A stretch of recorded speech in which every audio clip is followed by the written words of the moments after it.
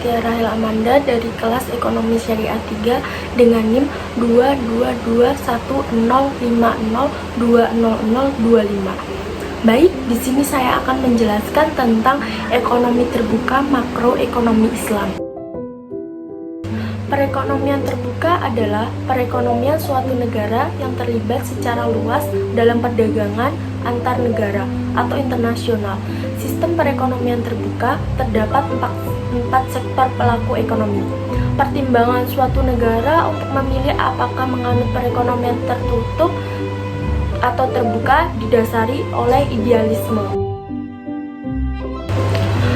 Perekonomian terbuka adalah perekonomian suatu negara yang terlibat secara luas dalam perdagangan antar negara atau internasional. Perekonomian terbuka dinamakan juga sebagai ekonomi empat sektor, yaitu suatu ekonomi yang dibedakan kepada empat sektor, yaitu sebagai berikut. Yang pertama yaitu sektor rumah tangga atau household sector, yaitu terdiri atas sekumpulan individu yang dianggap homogen dan identik. Yang kedua yaitu sektor perusahaan atau firm sector, yang terdiri atas sekumpulan perusahaan yang memproduksi barang dan jasa. Dan yang ketiga yaitu sektor pemerintah atau government sector, yang memiliki kewenangan politik untuk mengatur kegiatan masyarakat dan perusahaan. Dan yang keempat adalah sektor luar negeri atau foreign sector, yaitu sektor perekonomian dunia di mana perekonomian melakukan transaksi ekspor dan impor. Siklus aliran pendapatan perekonomian terbuka disebut dengan kegiatan ekonomi empat sektor karena kegiatan ini tidak hanya melibatkan pelaku-pelaku ekonomi di dalam negeri, tetapi juga masyarakat ekonomi di luar negeri.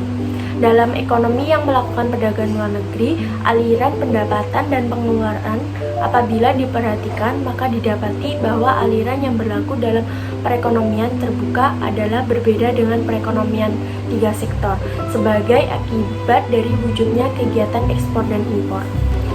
Siklus aliran pendapatan perekonomian terbuka dibagi sebagai berikut. Yang pertama adalah rumah tangga. Di rumah tangga itu pun dibagi menjadi tiga, yaitu sebagai berikut. Hubungan dengan perusahaan. Pada awalnya rumah tangga menjadi SDM yang dimilikinya kepada perusahaan. Dari interaksi antar rumah tangga dan perusahaan dipertemukan pada pasar tenaga kerja. Hubungan dengan pemerintah. Dalam hubungan ini, rumah tangga menyetorkan sejumlah uang sebagai pajak kepada pemerintah dan rumah tangga menerima penerimaan berupa gaji, bunga, penghasilan, non-balas jasa dari pemerintah atau berupa hasil dari pajak. Hubungan dengan negara lain. Untuk mencapai hubungan dengan negara lain, rumah tangga harus melewati pasar barang dan pasar luar negeri. Rumah tangga mengimpor barang dan jasa dari luar negeri untuk memenuhi kebutuhan hidup sehari-hari. Yang kedua, perusahaan. Perusahaan merupakan gabungan unit kegiatan yang menghasilkan produk, barang, dan jasa.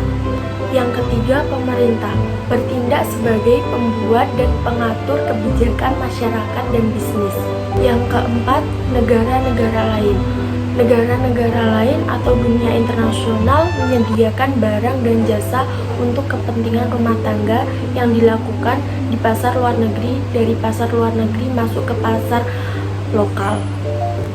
Di perekonomian terbuka memiliki dua hal penting, yaitu sebagai berikut. Yang pertama yaitu ekspor. Jika suatu negara melakukan ekspor barang dan jasa ke negara lain, maka ia harus memproduksi barang dan jasa melebihi jumlah produksi yang diperlukan di dalam negeri. Dengan meningkatnya jumlah produk atau barang dan jasa yang dihasilkan oleh suatu negara, maka hal ini juga akan meningkatkan pendapatan nasional negara tersebut. Yang kedua adalah impor. Dalam analisis makroekonomi diasumsikan bahwa faktor yang mempengaruhi besar kecilnya pembelian barang dari luar negeri atau impor suatu negara adalah kemampuan membayar atau daya beli negara tersebut terhadap barang impor.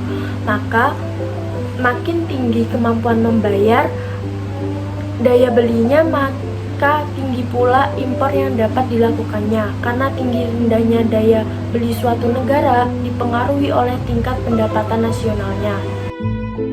Jadi, kesimpulan atas penjelasan saya tadi yaitu suatu perekonomian atau negara yang perekonomiannya terlihat secara luas dalam perdagangan internasional disebut dengan perekonomian terbuka atau open economy.